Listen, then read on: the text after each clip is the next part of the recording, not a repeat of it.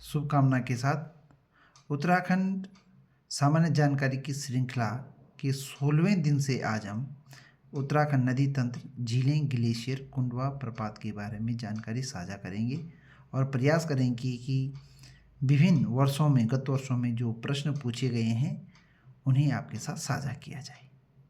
तो हम उत्तराखंड की नदियों के बारे में अपनी जानकारी साझा करते हैं। उम्मीद है कि आपको इस जानकारी से लाभ पहुंचेगा। शुभकामना। तो उत्तराखंड राज्य में 3 नदी तंत्र हैं। एक गंगा नदी तंत्र, यमुना नदी तंत्र और काली नदी तंत्र। 3 तंत्र हो गए, गंगा, यमुना और काली। अब हम गंगा तंत्र के बारे में जानने का प्रयास करेंगे। तो गंगोत्री मतलब गोमुख से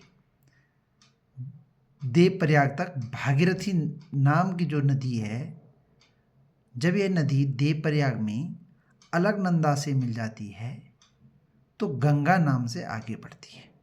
मतलब भागीरथी नाम देवप्रयाग तक है और देवप्रयाग में अलकनंदा का संगम इससे होता है और तब यह गंगा नाम से आगे बढ़ती है। यदि इसकी सहायक नदियों की बात की जाए तो भागीरथी, अलकनंदा, नयार, पूर्वी नयार, पश्चिमी नयार, सोंग नदी, चंद्रभागा या ऋषिकेश में मिलती है, रतमऊ, सोलानी, बाणगंगा आदि बहुत सहायक नदियाँ इसमें मिलती हैं। भागीरथी, अलकनंदा, नयार ये फिर गंगा तंत्र के उपतंत्र हैं। मतलब ये भी मुख्य नदियाँ हैं, इनमें भी बहुत सारी सहायक नदियाँ इनमें आपस में मिलती हैं।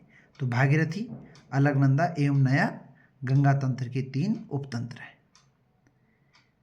हमें पता है कि अलकनंदा का और भागीरथी का संगम देवप्रयाग में होता है और तत्पश्चात भागीरथी गंगा नाम से आगे बढ़ती है। तो देवप्रयाग से हरिद्वार की सीमा मतलब अर्थात राज्य में यदि हम गंगा नदी की लंबाई देखें तो 96 किलोमीटर है।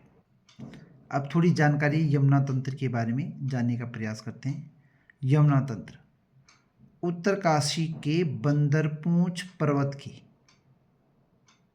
दक्षिण पश्चिमी ढाल पर स्थित यमुनोत्री ग्लेशियर का जो यमुनोत्री कांठा है वहाँ से यमुना नदी का उद्गम होता है।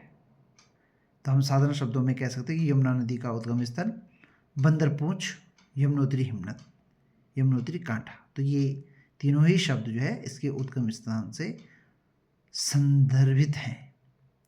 यमुना नदी की सहायक नदियों की बात करें तो हनुमान गंगा, बरनी घाट, टोंस नदी, आसन नदी आदि इसकी सहायक नदियां हैं।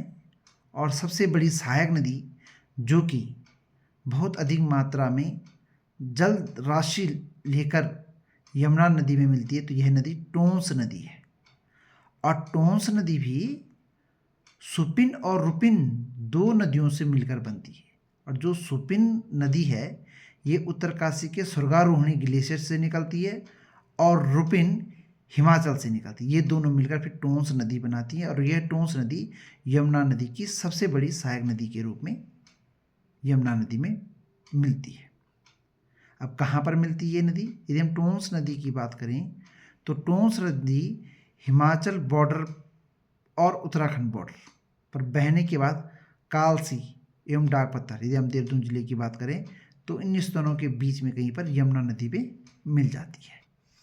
आगे हमने नदियों को प्रश्नोत्तर के माध्यम से जानकारी साझा करने का प्रयास किया है, लेकिन अभी फिलहाल हम काली नदी तंत्र के बारे में जानने का प्रयास करेंगे।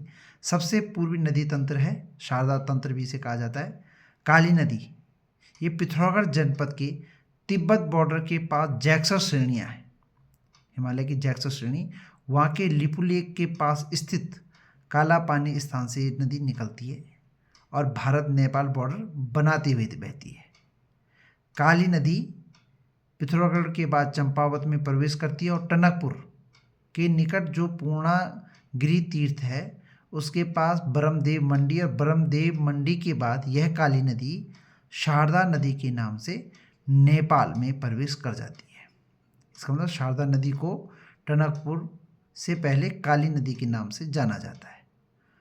काला पानी से और टनकपुर की यदि हम काली नदी की बात करें तो इसकी लंबाई 252 किलोमीटर है। जानकारी बहुत ही इम्पोर्टेंट है कि शारदा नदी कब कही जाती है? काली नदी कहाँ से कहाँ तक कहलाती है?